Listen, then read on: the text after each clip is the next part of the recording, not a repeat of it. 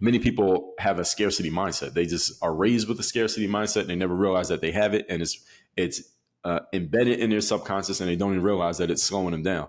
And I would venture to say, I would go out on a limb and say this to Lord, that every one of us has a little bit of scarcity mindset within us. Maybe it's not controlling all of us, but not all of our minds, but there's something that we're holding on to that we need to get rid of if we want to move up to the next level.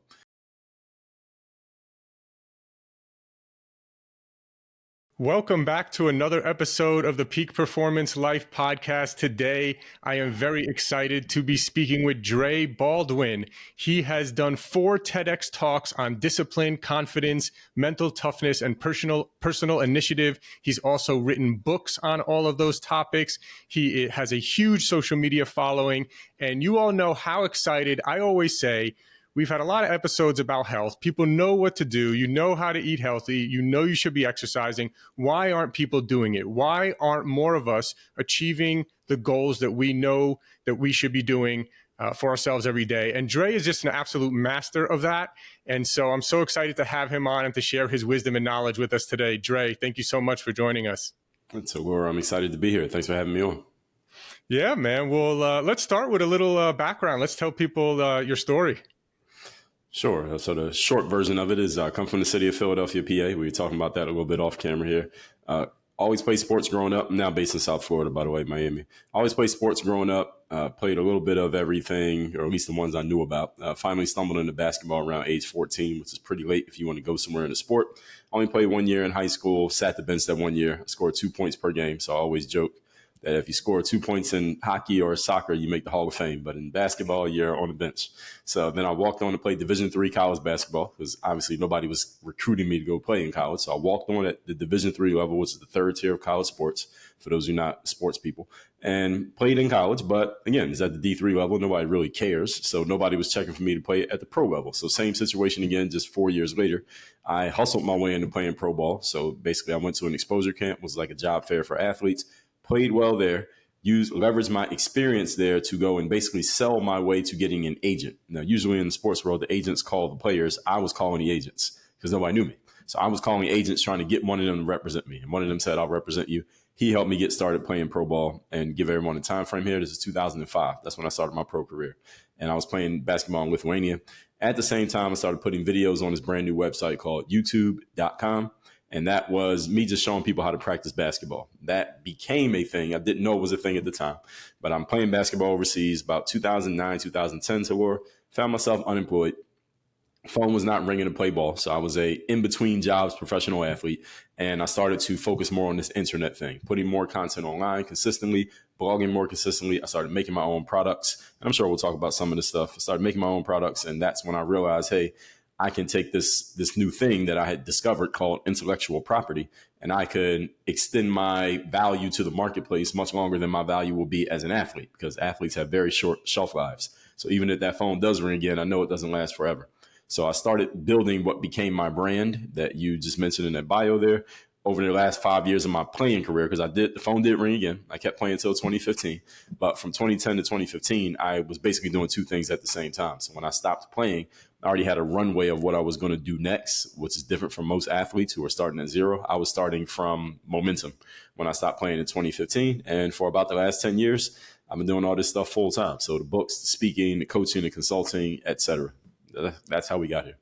Nice, man. Nice. And that is definitely a great story of persistence. Like, didn't even play, basically barely played your senior year, walked on to D3, and then still achieved that dream. It would have been over for most people after high school, let alone walking on, let alone after D3. But you persisted, you made it happen, and you achieved the dream that so many of us had. I had growing up to be a professional basketball player as well. So, So what were some of the, like, let's talk. I really want to get into some of these mental strategies that you talk so much about these days as well, and some of the things that helped you persist. What are some of these things, these mental models, these things that you think are, you talk about personal initiative and standards and discipline. What are some kind of headlines, some topics there for people? Well, the most important one is discipline. That's the most important, is the foundational piece. Whenever people ask me, Dre, what is the biggest When people say, what's the biggest thing, like internally or mentally or intangibly, that has played the biggest role for me in creating what I've created? Answer is always the discipline. And the way I describe that to my audiences is just your ability to show up every single day and do the work, whatever that work is. And every day, whatever day that is for you. So if it's 3 days a week, if it's 5, if it's 7, whatever it is, do you show up consistently when you're supposed to show up and do what you're expected to do? Even if you are the one setting the expectation on yourself, can you do that? And I find that many people simply lack discipline. And in my experience, Talor, just coming from the places that I told you, at my neighborhood growing up, there were plenty of kids better at basketball than me. In high school, there were a whole bunch of kids better than me. And in college, maybe not on my team because I was at the Division III level, but in college period, when I was playing, there were plenty of players better than me who, or at least they had more talent than me, more resources and more opportunity than me, but did not have the career that I had simply because they couldn't continue to show up. They didn't have the discipline to do what was necessary to serve what they were looking to do, or the tangential disciplines. Because, you know, when you're playing sports in college, you got to at least get passable grades to stay on the team. So I knew players who were better players than me, but they couldn't play because they couldn't go to class. All right. That's a discipline too. All right. Show up and go to class because you do that. So it's just the disciplines that I call those there's a word that I use there and it's slipping my mind right now, but I'll come back to it. But those other things that support the main thing, you have to be disciplined in that as well.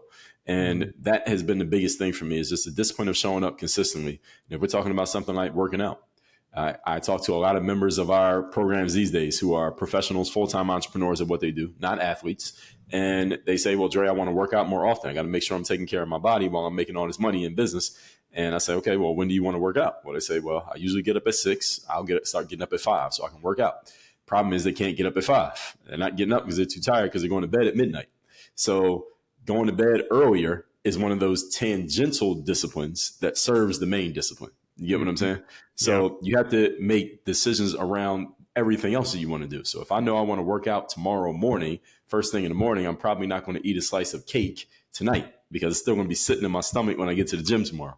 So it's those other decisions that support the main decision. And all of those are the disciplines that you have to put in place. And all of that is done by putting the right structure in place such that you don't have to remember every single time. Yeah, so that's interesting. So yeah, you talk about structure. So Yes. How do people figure out how to put the right, and I agree with you too. There's so many times, I think this is so common at night, right? It's just like, let me just watch one more episode of that show. And then now you lost an hour of sleep, right? And now you can't wake up, or you're tired in the morning and then your whole day drags. So yeah, like creating that structure and getting clear too on what are the right things I need to do. Right. And so your question is what? Is basically, let's talk a little bit about structure. How can people figure out what is the right structure for them?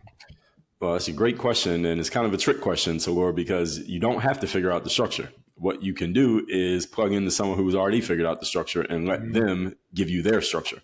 So you don't have to figure everything out on your own, because we both know as professionals that the fastest way to get to a goal, faster than all the hard work and effort and time investment you can give, is to connect with someone who already figured it out. And all you have to do is follow what they did. So this is the reason why the personal training industry exists. This is the reason why consultants exist. This is the reason why coaches exist, because they already know the way. All you have to do is listen to what they say, trust what they say, do what they tell you to do, and you'll get to the outcome a lot faster than going through the way that most people do, which is trial and error and trying to figure everything out on their own. And it's not that it's impossible to figure everything out on your own. It's just that it takes a lot of time. And the more things you do on your own through trial and error, eventually you run out of time. Our time is not unlimited. That's the most valuable resource we have. So I say the best thing anyone can do to put that structure together is find someone who's already figured out the structure and just copy them. Simple as that. That's absolutely, it is simple as that. It's so crazy, because I say the same thing all the time. Like, even myself, I've always had coaches, and I've always gotten huge benefits from coaches. I've had parenting coaches, business coaches, life coaches. Right now, I kind of have all three at the same time, just kind of staggered at different parts throughout my month. And I always get value out of that, right? And someone who has been there, done that, hiring a personal trainer. If you haven't been committed and doing the things you need to do in the gym, hire a personal trainer. You'll be forced to do it. And when you invest the money, it means more to you. You don't skip it. You don't miss it. So that's just absolutely great advice, because coaching, hiring coaches, being in masterminds, going to seminars, investing in my own education, investing in myself has been by far the biggest payoff out of any investment I could ever make. That's right. And the thing that people had to get through their heads, and a lot of people grow up with the exact opposite mindset of what I'm about to explain, is that money is replaceable, time is not. Mm-hmm. So you want to use your money to buy time. You don't want to use your time to buy money, because when you use your time to buy money, you eventually run out of time. There's only so much you can spend. But you can spend as much money as you can come across, and that money will help buy time. And how it buys time is not that it extends your life per se. It's not like if you're destined to live 80 years, now you live 90. It's not like that. But what it does is it allows you to achieve an outcome to where faster than you would have had you done it on your own. So instead of it taking me a year to figure out how to achieve ABC, if I find Talor and he already knows how to do it, I can plug into him, pay him whatever it costs to access what he knows, and now I can achieve it in 6 months. So whatever I paid Talor just bought me 6 months of time. So the question is, it becomes a value judgment. How much is 6 months of your life worth in dollars? And if it is more than whatever you paid, then it's a no-brainer that you should make the financial investment. So this is how you have to learn how to think this way, because I did not grow up being taught how to think like that. I used to think the opposite. But once I started to understand it, I realized, oh, this is the fast track to getting things done, because I come from the sports world and also with my background, I figured out basketball pretty much by myself.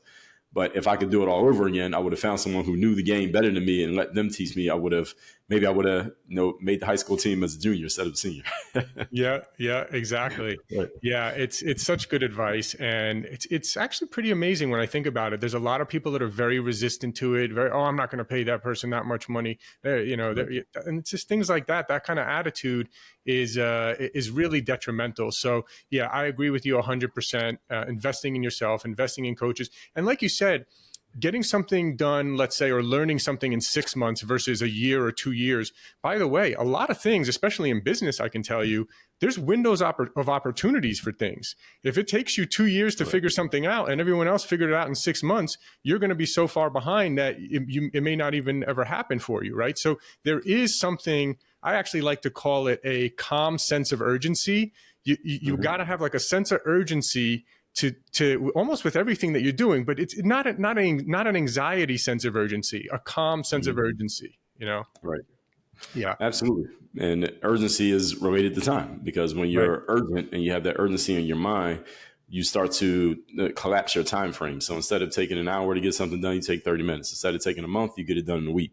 And it's not a matter of you just literally moving faster than everyone else, but you're making decisions faster, and you're holding yourself to some type of parameter, because when you give yourself an unlimited amount of anything, we know Parkinson's law says tasks will expand or contract given the amount of time given to them. So we have to hold ourselves to some type of parameters, some baseline, because as human beings, our nature is to be lazy and to just take as much time as we're given. Yes. I remember one of my old mentors years ago, he used to just schedule something on his calendar, like schedule a live event that was happening on this date, because he knew that if he scheduled it, even though he wasn't ready now, he would force him to be ready by that date. And it always happened. And it always is like, right. It's like, even back in college, it's like, you always wait until like the last day to study for that thing. Like you're always waiting till the end. It's funny, actually, when you do a sale, even when you send the email that says last chance, the sale's ending, that's when everyone buys. It's kind of funny. Right. Everyone, no matter what, we're waiting till the last minute. It's very interesting. So tell us about your book. You got a book called Work on Your Game. What are some of the things that people will learn if they pick up that book? So the book Work on Your Game is where I basically took my whole philosophy, everywhere that it came from and everything it's about, and put it into one book. Now, of course, my philosophy is always expanding because I'm always coming up with new ideas, but Work on Your Game is a very good baseline to help you understand why Work on Your Game is what it is, why I'm the one who needed to write it. And I share some anecdotes and stories from my own background as to how it came to be. And it's based around some of the things we've already been talking about: discipline, confidence, mental toughness, and personal initiative. And it's a book that I've been told by many people who have been in transitions, because I transitioned from being an athlete to an entrepreneur, but it's a great book for people who are transitioning in any way, whether you're changing careers, you're changing industries, you're changing from being in, let's say, the government to being an entrepreneur, you're leaving out of the military, or you're a former athlete who wants to step into the non-athlete professional world. I've had many people tell me that it's a great guidebook for any person who is making that transition. So that's what Work on Your Game, the philosophy and the book, is all about. Nice, nice.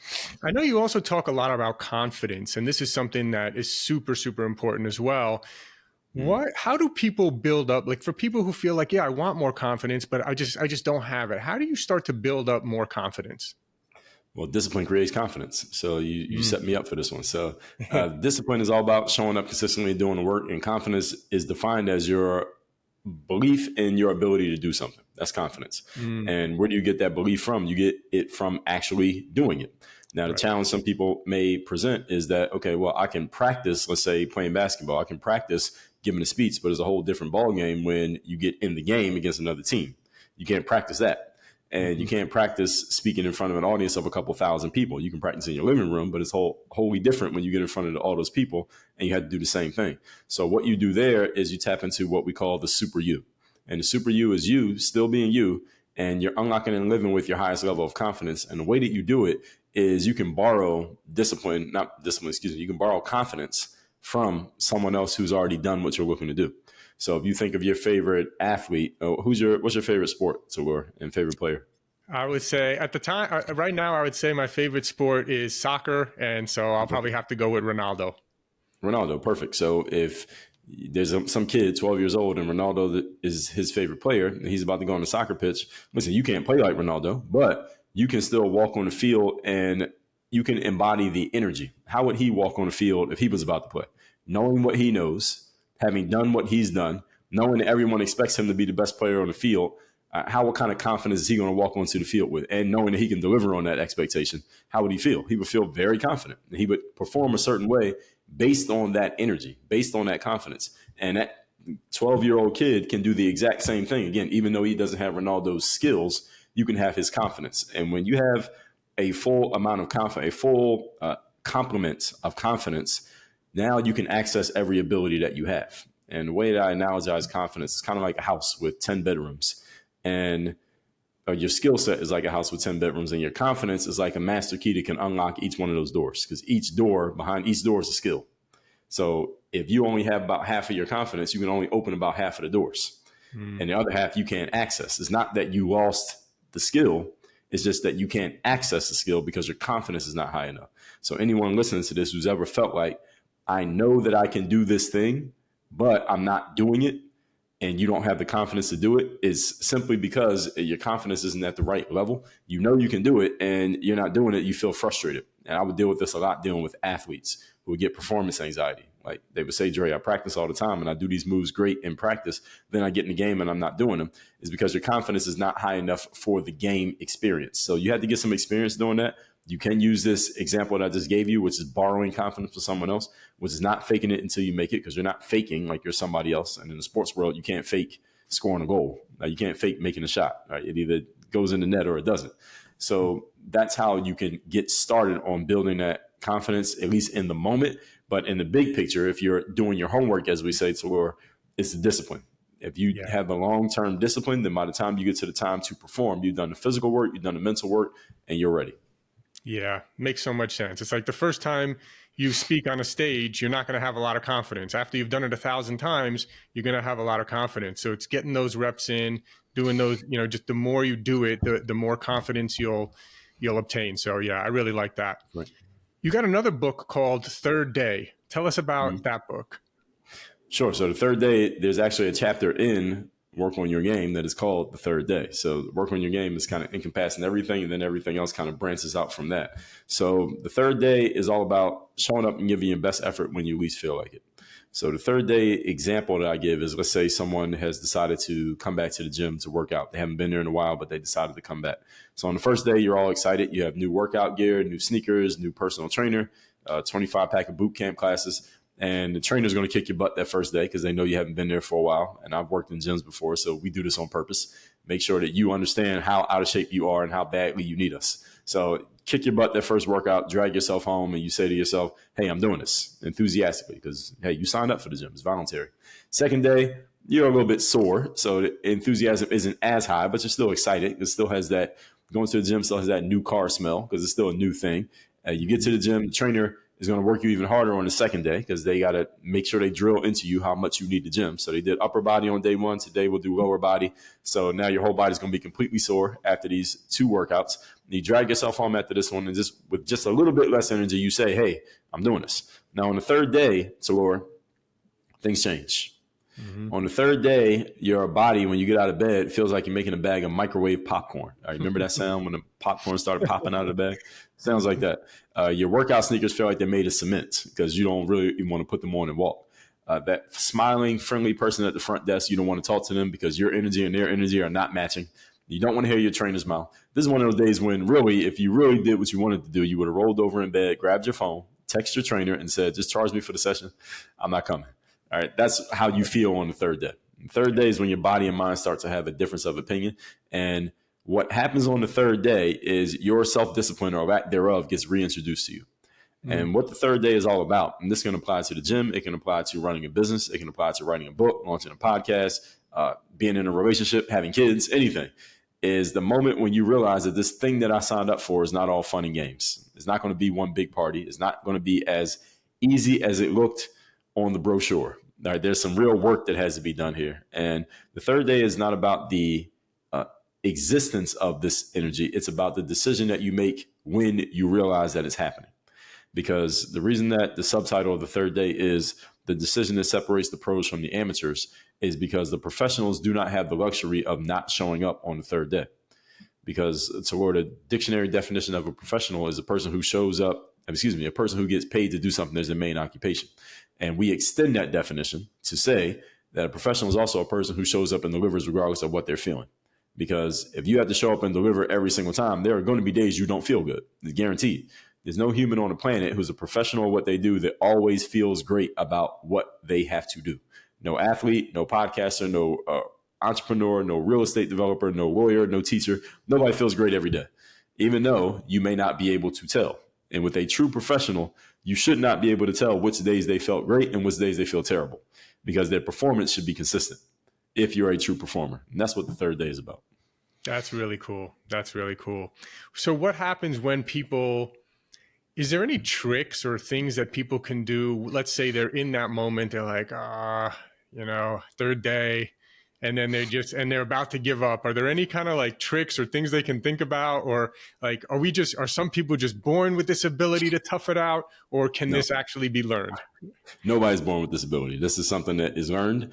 And the best thing you can do is do your homework. So what I tell professionals all the time is that the hallmark of a professional, Talor, is preparation, that they are always prepared before the situation occurs. So for all the professionals listening to this or want to be professionals, the best thing you can do to get ready for the third day, number one, is expect that it's coming. Know that you will have this day. That's the first thing. As they say in combat sports, it's not the hard punch that knocks you out. It's the one you didn't see coming. Right. So as long as you know it's coming, it doesn't knock you out. And you know it's going to have one of those days where you really don't feel like it. And when that happens, now you can label it and you can identify it. And human beings, we tend to do better handling things when we can put a label on it and we understand what it is and why it is. So when you know the third day happens and you know this is a normal thing, you don't think it's only happening to you. You don't think this is some random occurrence. Okay, I know what this is. I knew it was coming. Now I can deal with this. And we much better deal with things when we see them coming. That's one of the principles of Stoicism. And so now that you know that it's coming, the third day, when it arrives, you're already mentally prepared for it. I know that I have to show up on this day and give my best effort. So usually the first couple of times it happens, that alone is enough. Now, in the long run, what you need is what we call the anchor.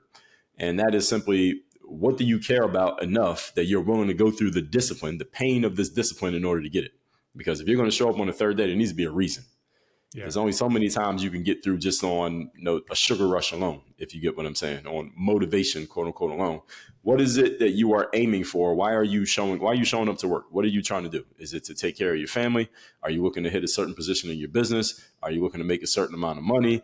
Are you, filming this and you're going to put it on Instagram? What is it that matters the most to you that gives you an impetus to deal with this potentially uncomfortable situation? Because every human on the planet deals with uncomfortable situations, whether we put ourselves in them voluntarily, that's what the highest level performers do, or like just throw something at you. That happens to everybody. So what do you care about enough that you're willing to deal with the discomfort? Because many people avoid and run away from uncomfortable situations. And that's why they don't grow. And the reason they avoid and run away from it is because they don't have a reason to deal with it. So what's your reason? And again, for a professional, as I just said, you do your homework. Your homework is knowing what your reason is, because the reason is what gets you out of bed when you don't feel like getting up. Yeah.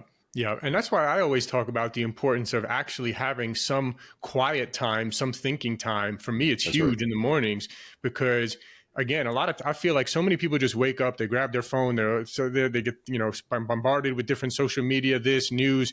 And next thing you know, they're allowing the rest of the world to dictate their thing. And they've lost touch of, they're stuck in their head instead of being able to kind of get a little altitude, kind of look up, get a little, kind of look down at yourself from a higher perspective and see, right? Like get out of your head a little bit and see, get out of the day-to-day routine and actually determine, because if you're running 100 miles an hour in the wrong direction, right, that's not very good either. You want to kind of get clear on what's the direction, what's the goal, what's my anchor, what's my why.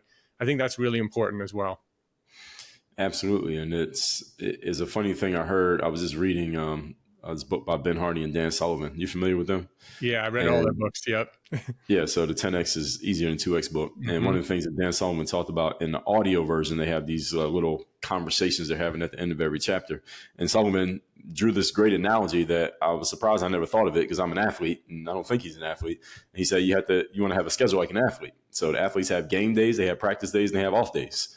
And what you were just describing is the off day, right? The day where, or it doesn't even have to be a whole day, but there's a time in the day when, okay, I'm not doing a thing. I'm not doing maintenance. I'm not performing. I just need time and space for my mind and body to just recover and process what I've been doing. And again, it's funny that when he said it, I thought that makes perfect sense. And I'm an athlete and I never thought of that. So I give him credit for it. And that's exactly what you just described right there. Yeah. Yeah. They actually have another great book as well that's actually helped my mental health a lot. It's called The Gap and the Gain.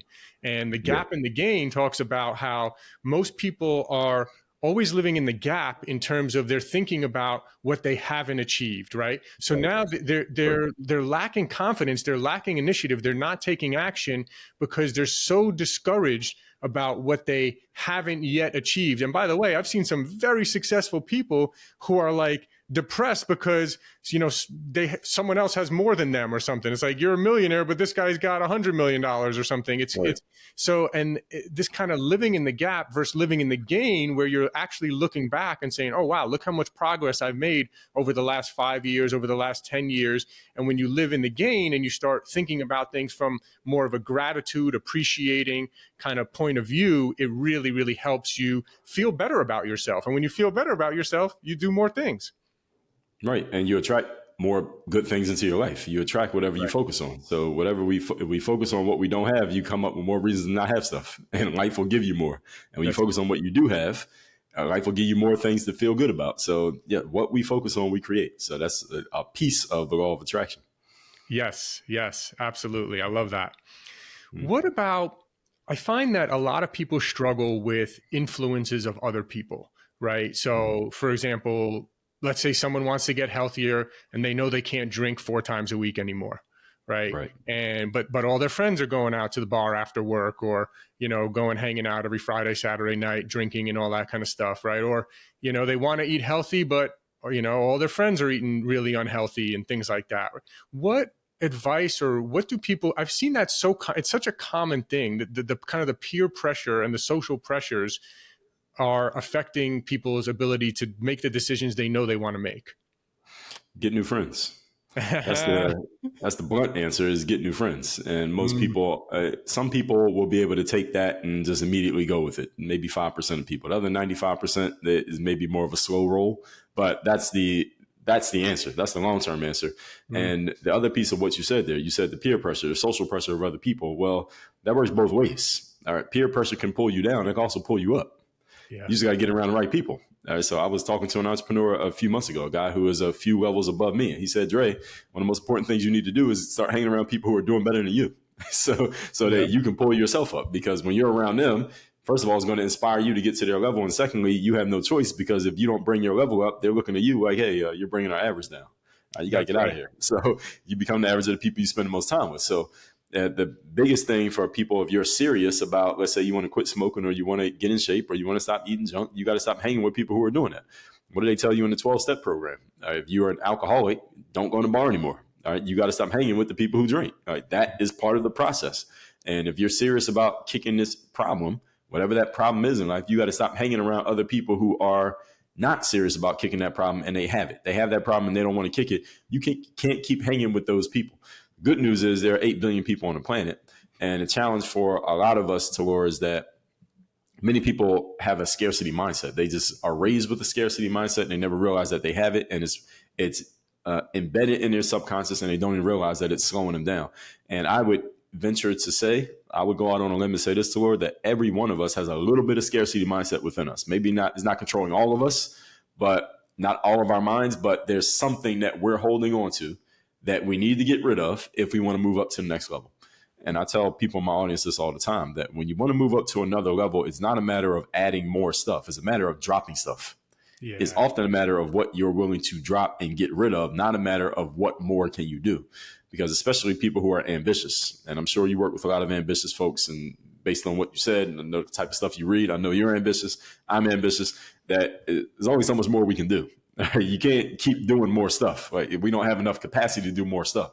It's often about what are you willing to get rid of so that you can do more of the higher level stuff that'll pull you up. So this is an example of the 80-20 principle. So it's usually the stuff that we need to drop, there's more of it volume wise, and the stuff that we want to do more of, there's less of it. And it's actually easier to do this stuff than it is to do the 80%. And logically, we all understand this when it's broken down to us. But the problem is emotionally, it's hard for us to let go of the old stuff and then be in that empty space between letting go of the old stuff and getting more of the new stuff. I call that space the void. And that void right there is where people deal with a lot of anxiety, a lot of stress, and a lot of fear. And a lot of people don't want to live here. And therefore, they run back to the 80% and they keep doing it over and over and over again. So that's really what people need to, in order to move up to that higher level. I forgot what question you even asked me here. No, it was great. It was great.